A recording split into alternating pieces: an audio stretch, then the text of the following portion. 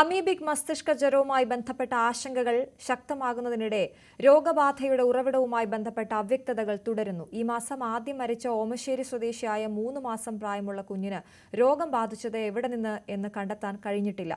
കുട്ടിയെ കുളിപ്പിച്ച കിണറ്റിലെ വെള്ളത്തിന്റെ പരിശോധനയിൽ രോഗകാരണമായ നെഗ്ലേരിയ ഫൗലേരിയയുടെ സാന്നിധ്യം കണ്ടെത്താനുമായില്ല. കിണറ്റിൽ കണ്ടെത്തിയതാകട്ടെ ബലമുത്തിയ മാൻഡ്രിലാരിസ് എന്ന ബാക്ടീരിയയാണ്.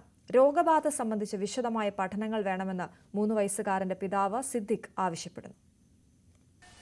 സംസ്ഥാനത്ത് അമീബിക് മസ്തിഷ്കജ്വരം ബാധിച്ച് മരിക്കുന്നവരുടെ എണ്ണം ഏറുന്നതും ഒപ്പം രോഗബാധിതരായി ആശുപത്രിയിൽ പ്രവേശിപ്പിക്കുന്നവരുടെ എണ്ണം വർദ്ധിക്കുന്നതും വലിയ ആശങ്കയാണ് ഉയർത്തിരിക്കുന്നത്. കോഴിക്കോട് മെഡിക്കൽ കോളേജിൽ മാത്രം ഇപ്പോൾ നിലവിൽ 10 രോഗികൾ ചികിത്സയിൽ കഴിയുന്നു. ഇതിൽ 3 പേർ കുട്ടികളാണ് എന്നതാണ് ഏറെ ആശങ്ക ഉയർത്തുന്നത്. ഏറ്റവും ഒടുവിൽ പ്രവേശിപ്പിച്ചത് മലപ്പുറം സ്വദേശിയായ 13 വയസ്സുള്ള കുട്ടിയാണ്. നമ്മളിപ്പോൾ നിൽക്കുന്നത് കഴിഞ്ഞ ദിവസം മരിച്ച ചാവക്കാട് സ്വദേശിയായ ആൾ താമസിച്ചിരുന്ന അദ്ദേഹം പന്നിയങ്കരയിലെ ഹോട്ടലിൽ ജോലി ചെയ്യുകയായിരുന്നു. റഹീം എന്നയാളാണ്. അദ്ദേഹം താമസിച്ചിരുന്ന പന്നിയങ്കരയിൽ തന്നെയുള്ള അദ്ദേഹത്തിന്റെ താമസ സ്ഥലത്താണ്. അവിടുത്തെ കിണർ വെള്ളത്തിൽ നിന്നാണോ അല്ലെങ്കിൽ കോർപ്പറേഷന്റെ വെള്ളത്തിൽ നിന്നാണോ ഈ രോഗം വന്നത് എന്നതിനെക്കുറിച്ച് ഇപ്പോഴും കൃത്യമായൊരു ധാരണയില്ല. അദ്ദേഹം ജോലി ചെയ്തിരുന്ന പന്നിയങ്കരയിലെ ഹോട്ടൽ അറ്റകുറ്റപ്പണികൾക്കായി ഏതാണ്ട് 1 മാസം മുമ്പ് അടച്ചിട്ടിരുന്ന ഒരു സാഹചര്യമുണ്ട്. അതുകൊണ്ട് ഹോട്ടലിൽ നിന്ന് അല്ല എന്ന രീതിയിലുള്ള വിലയിരുത്തലുകൾ വരുന്നു. അദ്ദേഹം മറ്റു പുറത്തെവിടെങ്കിലും പോയി കുളിക്കുകയോ മറ്റോ ചെയ്തോ അല്ലെങ്കിൽ അവിടെ നിന്നാണോ രോഗം വന്നത് എന്നതിനെക്കുറിച്ചും വ്യക്തമായൊരു ധാരണയില്ല.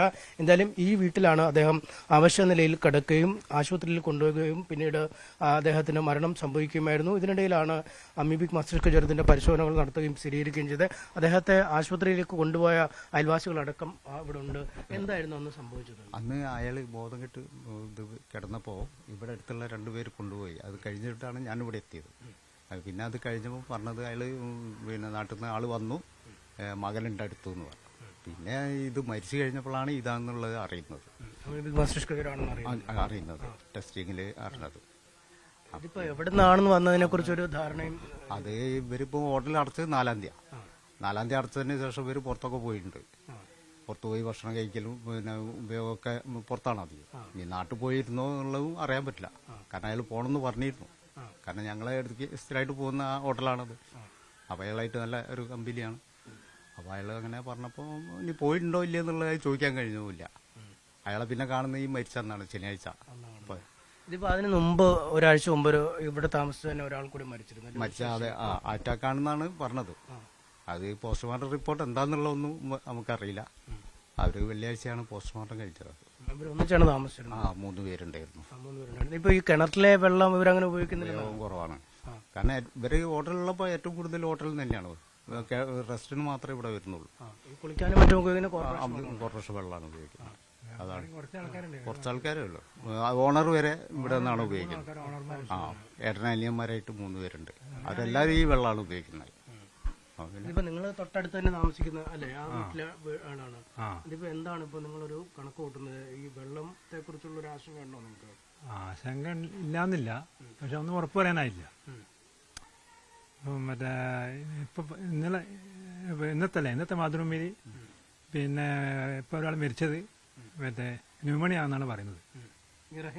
അതെ. അപ്പം എന്താണ് കറക്റ്റ് എന്താണെന്ന് അറിയില്ല. പക്ഷെ അയാൾക്ക് അമീബിക് മസ്തിഷ്കജ്വരം സ്ഥിരീകരിച്ചിട്ടുണ്ട് പരിശോധനയിൽ. ഈ രോഗമുണ്ട്, പക്ഷെ മറ്റു ചില രോഗങ്ങൾ കൂടി ഉണ്ടെന്നാണ് ഡോക്ടർമാർ പറയുന്നത്. ശരി. ഇതിപ്പോ ഒരാഴ്ച മുമ്പല്ലേ അടുത്ത ഒരാൾ ഒരാഴ്ച മുന്നെയായിരുന്നു. അയാൾക്ക് എന്താന്നായിരുന്നു അന്ന് പറഞ്ഞ അറ്റാക്ക് പോലെ വന്നിട്ട്? അറ്റാക്ക് അല്ല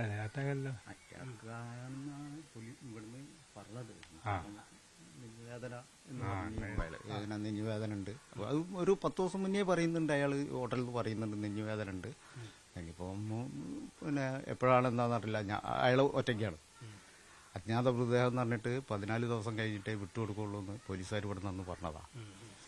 അപ്പോൾ നാട്ടുകാരൊന്നും അയാളെ കോട്ടയത്തുകാരനാണെന്നുള്ള അയാൾക്കറിയാം. പക്ഷെ ആരാണ് എന്താണെന്നൊന്നും അയാൾക്ക് എവിടെയാണെന്നൊന്നും അയാൾക്ക് അറിയില്ല. അയാളുടെ കാര്യത്തിലും എന്താണ് സംഭവിച്ചെന്നൊരു വ്യക്തതയില്ല. ഈ അസുഖം തന്നെയാണോ എന്താണെന്നും അറിയില്ല. ഇതിപ്പോ എങ്ങനെ ഈ കോർപ്പറേഷൻകാരും ആരോഗ്യവകുപ്പൊക്കെ വന്നിരുന്നു ഇവിടെ കിണറുകളൊക്കെ? ഇന്നലെ വന്ന് ബ്ലീച്ചിങ് പൗഡറൊക്കെ വെച്ചു എല്ലാം പരിശോധിച്ച് എല്ലാതും പരിശോധിച്ചിട്ടാണ് അവർ പോയത്. പിന്നെ ഇനിയിപ്പോ നാളെ വരും എന്ന് പറഞ്ഞിട്ടുണ്ട് അവർ. വീണ്ടും വരും എന്ന് പറഞ്ഞിട്ട്. ഇതിപ്പോ ഒരു വലിയ ഒരു ആശങ്ക ഉണ്ടല്ലേ, കാരണം ഏത് മാർഗത്തിൽ കൂടെ ഇത് വരുന്നു ഇപ്പൊ പറയാൻ പറ്റുന്നില്ല. പണ്ടൊക്കെ കുളത്തിൽ കുളിക്കുന്നവരിലാണ്, അല്ലെങ്കിൽ അഴുക്ക് വെള്ളത്തിൽ കുളിക്കുന്നത്. ഇവിടെയുള്ള ആൾക്കാർക്ക് മാത്രമേ ഇങ്ങനെ കുറച്ച് ഇപ്പൊ കുറച്ച് കേൾക്കുന്നുള്ളൂ, നിലവിൽ അറിവ് വെച്ചിരിക്കും. ഇനിയിപ്പോ വേറെ സ്ഥലത്തുനിന്ന് റിപ്പോർട്ടില്ലല്ലോ, വേറെ സ്ഥലത്തുനിന്ന് റിപ്പോർട്ടിംഗ് ഒന്നുമില്ല, ഇത് മാത്രമേ ഉള്ളൂ. അപ്പോൾ ഇത് ഇവിടെ എന്ന് പറഞ്ഞാല് പരിസരത്ത് ഇപ്പോൾ ഇവിടെ ഒരു കുളമുണ്ട്, വേറെ കുളമുണ്ട്. ഇവിടെ തിരുവണ്ണൂർ 4 കുളം അടുപ്പിച്ചിട്ടുണ്ട്. അവിടെയൊന്നും ഡെയിലി എല്ലാവരും കുളിക്കുന്ന ഏരിയയാണ്. പക്ഷെ അവിടെ ഒന്നും ഇതുവരെ ഇങ്ങനത്തെ ഒരു രോഗം സ്ഥിരീകരിച്ചില്ല. അപ്പോൾ ഇതെങ്ങനെയാണ് ഇനി ഇവര് വേറെ എവിടെ പോയി കുളിച്ചോ ഇല്ലേ എന്താന്നുള്ളതൊന്നും നമുക്ക് പറയാൻ പറ്റില്ല. വീട്ടിലുള്ള ലൊക്കാലിറ്റിയിലുള്ള കിണറിൻ്റെതാണെങ്കിൽ ഇവിടെ മാത്രം എന്താ അറിയില്ല, പക്ഷെ അത് അങ്ങനെ വരാൻ ചാൻസിൽ കുറവല്ലേ.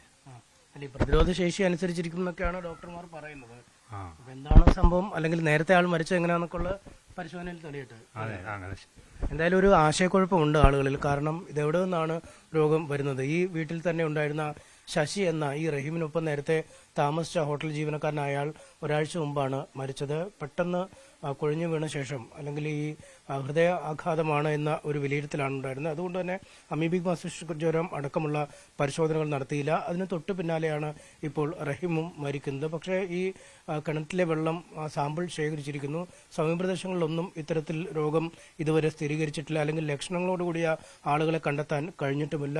ആദ്യഘട്ടങ്ങളിലൊക്കെ ഈ പൊതു കുളങ്ങൾ, നീന്തൽ കുളങ്ങൾ എന്നിവിടങ്ങളിൽ നിന്നാണ് രോഗം സ്ഥിരീകരിച്ചെങ്കിൽ ഇപ്പോൾ കിണറുകളിലേക്കും അല്ലെങ്കിൽ പൈപ്പ് വെള്ളം ഉപയോഗിക്കുന്നതിലുമൊക്കെ രോഗബാധ എത്തുന്നതെന്നാണ് ഏറെ ആശങ്ക നൽകുന്നത്. എന്തായാലും സംസ്ഥാനത്ത് ആകെ നോക്കിയാൽ പലയിടങ്ങളിൽ നിന്ന് ഇത്തരം കേസുകൾ റിപ്പോർട്ട് ചെയ്യപ്പെടുന്നു. കോഴിക്കോട് മെഡിക്കൽ കോളേജ് ആശുപത്രിയിൽ കഴിയുന്ന രോഗികളാവട്ടെ കാസർഗോഡ്, വയനാട്, മലപ്പുറം, കോഴിക്കോട് ജില്ലകളിൽ നിന്നുള്ള രോഗികളാണ് താനും. എന്തായാലും കൃത്യമായ ഒരു വിശദീകരണം ഇക്കാര്യത്തിൽ ആരോഗ്യവകുപ്പിന്റെ ഭാഗത്തു നിന്നും ഉണ്ടാവണം. പൊതു കുളങ്ങളടക്കമുള്ളവ നശീകരണം വരുത്താനുള്ള കൃത്യമായ നടപടികൾ ഉണ്ടാവണം എന്നൊക്കെയാണ് നാട്ടുകാർ ആവശ്യപ്പെടുന്നത്.